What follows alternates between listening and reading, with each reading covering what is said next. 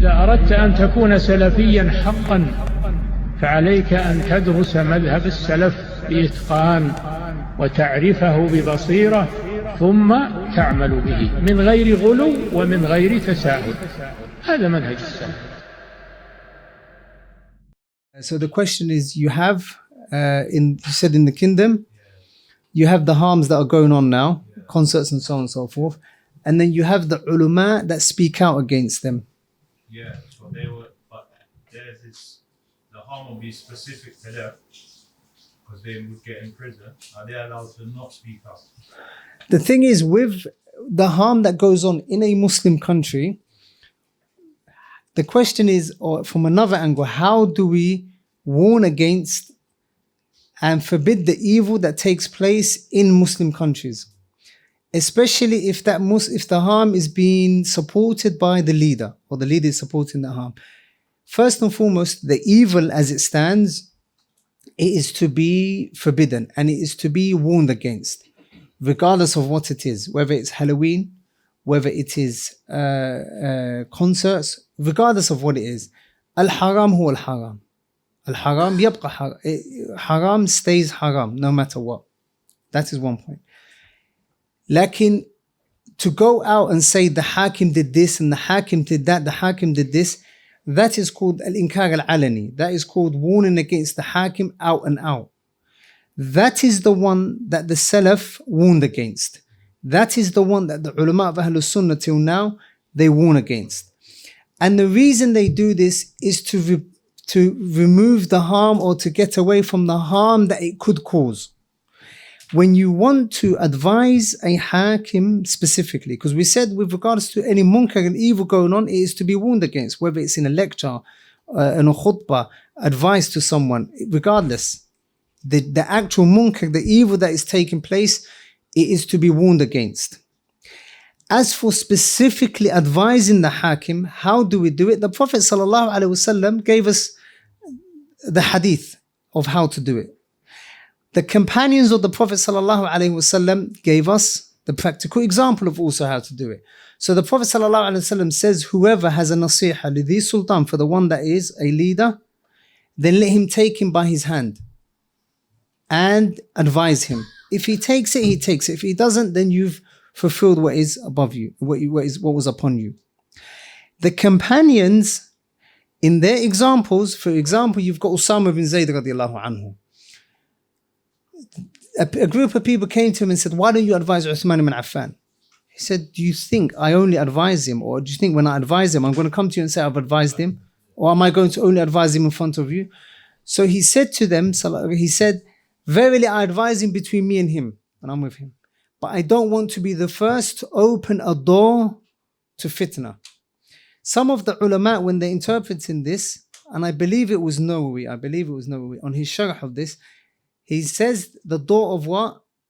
Out and out, or it could be Ibn Hajar, one of the two, but I think it was Nawawi. Out and out what?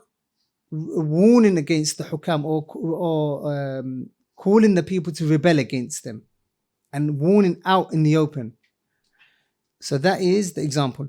Also, Abdullah ibn Abbas radiallahu anhu and Saeed ibn Jubayr radiallahu anhu rahimahullah wanted to advise Al-Hajjaj. He said, don't do it.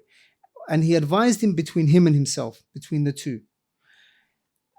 There's a third scenario that could happen where the person is in the gathering. The harm takes place where the person is in the gathering. And you see the evil taking place there and there. And the person that is forbidding this evil is a person of status. In that situation, you're allowed to warn against the evil there and then, out in the open, because the Hakim is there next to you, and there is no fitna that you fear will come about due to this. And this can be found in the examples of مثلا Saeed al-Khudri radiallahu anhu and other companions where evil took place in their presence and they warned against it there and then. For example, when the hukam, the khulafa of the Umayyun, one of them, wanted to give the khutbah on Eid, they wanted to give the khutbah before the salah. In Eid, we'd pray the what? The salah first. and then the khutbah. He wanted to give the khutbah. Why? Because everyone's going to leave. Another khatib person who was giving khutbah, he raised his hands. And one of the companions said, قَبَّحَ اللَّهُ هَاتَيْنِ. He cursed those two hands, and he said, verily I saw the Prophet not increase upon that. So that is also a way that is legislated to warn against evil. Also, we have to understand evidences in the Sharia of Islam. We have to understand all of the evidences connected to any one mas'ala as a whole. So the evidence is saying commanding the good and forbidding the evil. They have to be understood with other evidences on how to advise the hakim. Also, we have to take into consideration the difference between the hakim and other civilians. Just like we take into considerations the difference between people as they are. The way that we advise our parents, is it the same as the way we advise our children? The way we advise our friends, is it the same as the way we advise strangers? Of course not. These fawariq, or these differences, have to be taken into consideration. The point that you also mentioned regarding the ulama, if they do it, that they are arrested, first and foremost, that is a general statement. Because there are many ulama that warn against evil that are not arrested. Rather, they're called the opposite, government scholars. They're called the opposite. So there are a lot of ulama that warn against evil in their lectures, in their lessons, in their khutbahs, in their advices, in their books. They warn against evil, but they do it in a way that doesn't cause problems between the leader, the government, and the people. Also, those people that are being arrested, we can't give them a general ruling. Because why they're being arrested, we don't know. So I was actually saying it from the point of the alim is fearing. Yeah, not if he fears. So this, and he can, yeah. No, Jazakallah khair. So the reason why I mentioned this point is not because it's directly, but it has some connection to what you mentioned. The people that are being arrested, we can't say they are being arrested due to this and this. So someone that's been arrested, we can't actually say it's good that they're arrested. Or we can't say, no, it's not good that they're arrested, because we don't know what the case is. As for a person whose misguidance is known, who has always been on that methodology of being Khawarij, like those that used to say about Ibn Baz and Abdullah ibn Qudayan and Abdul-Razak al-Afif and those sorts of ulama, they used to say about them that the ulama, they haven't seen what we've seen. Bear in mind, Ibn Baz was probably about 60 plus at the time, 60 plus, and they were probably in their 30s. And they're saying, we've seen things that Ibn Baz hasn't seen, that Bakr ibn Zayd hasn't seen, that Shaykh Bakr ibn Zayd rahimahullah hasn't seen, that Ibn Baz hasn't seen rahimahullah, that مثلا Shaykh Abdul Aziz al-Shaykh rahimahullah rahmatullahi hasn't seen, or Shaykh Salih al-Haydan rahimahullah hasn't seen. Even though these ulama were probably 60 or 70 or going on to 80 at the time. So for those individuals that were saying this 30 years ago, when they're arrested, you can kind of understand why they were arrested, because they're always calling to rebellion against the hukam. Wallahu a'lam.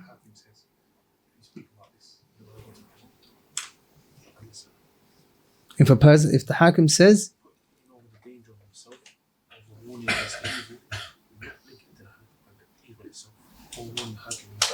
or if the hakim says what? Warn against this specific thing, then you'll be arrested. I haven't understood, sorry.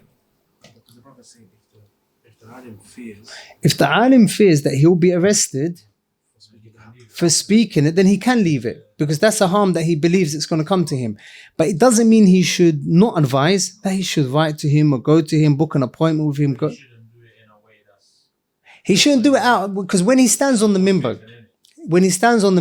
like some of them used to do, and they say, let's go to Dar al-Ifta, where the mufti is and the other ulama. What's going to happen? You're going to get thousands of people at the gates, and then that's going to cause problems between who?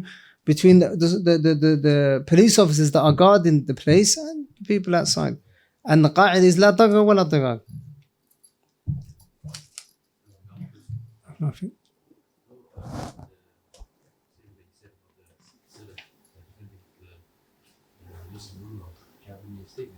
The what? Sorry?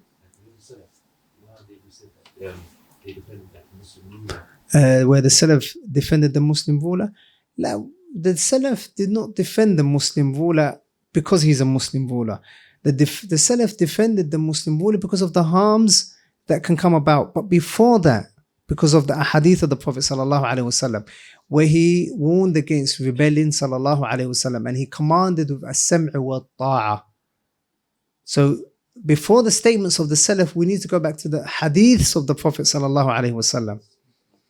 And there are many Hadith of the Prophet ﷺ commanding the Muslims to hear and to obey in things that are not obviously sinning against the Sharia of Allah subhanahu wa ta'ala. Sins are not to be, you can't obey anyone. You can't even obey your parents in falling into sin. And these masail, these sorts of masail, they're very, very important that you study them and you ponder over them and so on. Last question.